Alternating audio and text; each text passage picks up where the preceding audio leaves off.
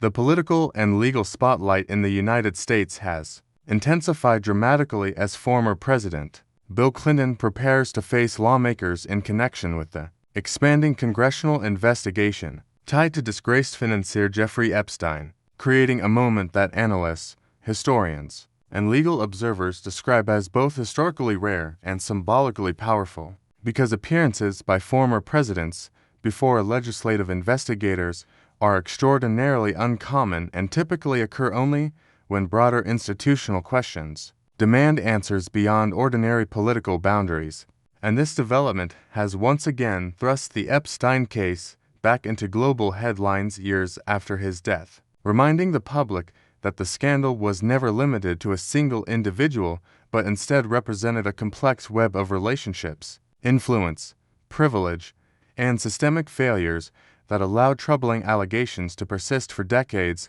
without decisive intervention. As lawmakers now attempt to reconstruct a clearer and more comprehensive understanding of Epstein's connections with political leaders, business executives, philanthropists, and cultural figures whose interactions with him have long fueled public speculation and mistrust. And although Clinton has consistently denied any awareness of Epstein's criminal activities and has publicly stated that he ended contact well before the financier's conduct became widely exposed, investigators are expected to examine the broader context of their association, including meetings, charitable initiatives, diplomatic discussions, and multiple trips referenced in widely discussed flight records, not as accusations of wrongdoing, but as part of a larger effort to establish timelines and determine how Epstein cultivated credibility among influential institutions. And legal experts emphasize that congressional testimony in such circumstances often serves a fact-finding function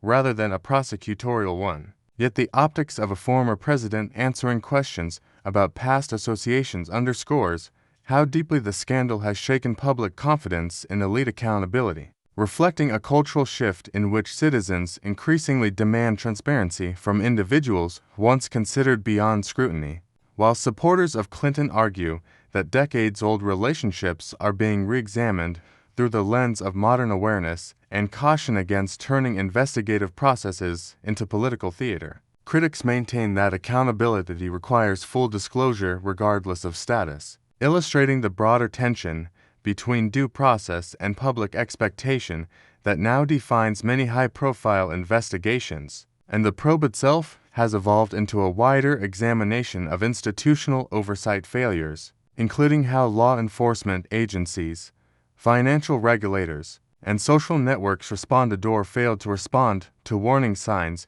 that emerged long before Epstein's final arrest, prompting renewed questions about whether influence and reputation discouraged deeper investigation at earlier stages. And congressional leaders have framed the inquiry in an attempt to rebuild trust by demonstrating that democratic institutions are capable of confronting uncomfortable truths openly, even when doing so involves individuals who once held immense authority. While historians note that former presidents traditionally avoid congressional testimony to preserve the separation between executive leadership and legislative oversight, meaning this appearance could establish a precedent influencing how future administrations and former leaders engage with investigative bodies long after leaving office. And negotiations surrounding the format of the testimony continue to attract attention, with discussions reportedly focused on whether questioning will occur publicly before cameras or privately behind closed doors,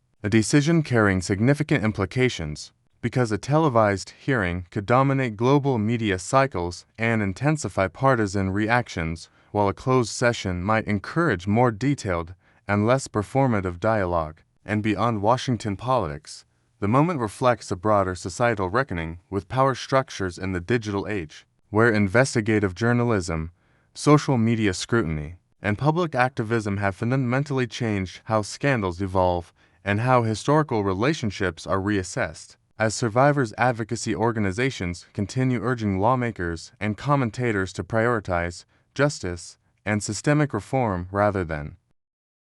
personality-driven narratives, emphasizing that the core issue remains the protection of vulnerable individuals and the prevention of future abuses rather than political point scoring. And sociologists observing the case argue that Epstein's rise within elite social circles reveals how prestige and philanthropy can sometimes mask misconduct, demonstrating how social validation within powerful networks can delay skepticism and create environments where accountability becomes complicated. While economists and governance experts suggest the investigation also reflects broader questions about transparency standards in modern leadership, particularly as citizens increasingly expect public figures to explain past associations in ways that were rarely demanded in previous generations. And media coverage surrounding Clinton's expected testimony has already begun shaping political narratives across party lines, with some commentators portraying the event as evidence of institutional strength and others warning of deepening polarization depending on how the hearing unfolds,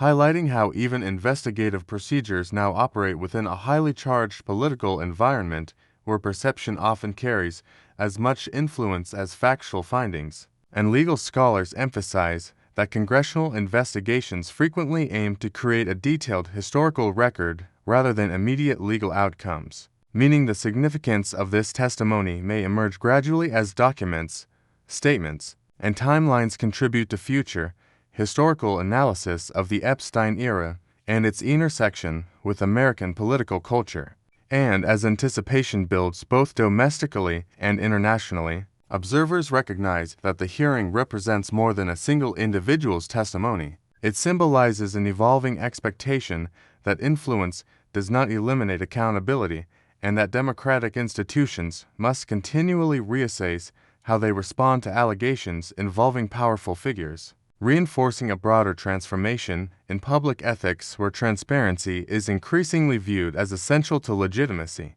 And regardless of the ultimate conclusions reached by investigators, the moment is likely to stand as a defining chapter in the ongoing effort to understand how one of the most controversial scandals of the modern era unfolded, why warning signs were missed or minimized, and how societies can strengthen safeguards moving forward, ensuring that the legacy of the Epstein investigation continues shaping conversations about justice, leadership responsibility, institutional reform, and the balance between privacy and public accountability in an era where information spreads instantly and historical actions remain subject to renewed examination, ultimately turning this testimony into not only a political event, but also a reflection of changing societal expectations about power, ethics, and the enduring demand for truth in democratic systems navigating the challenges of the 21st century.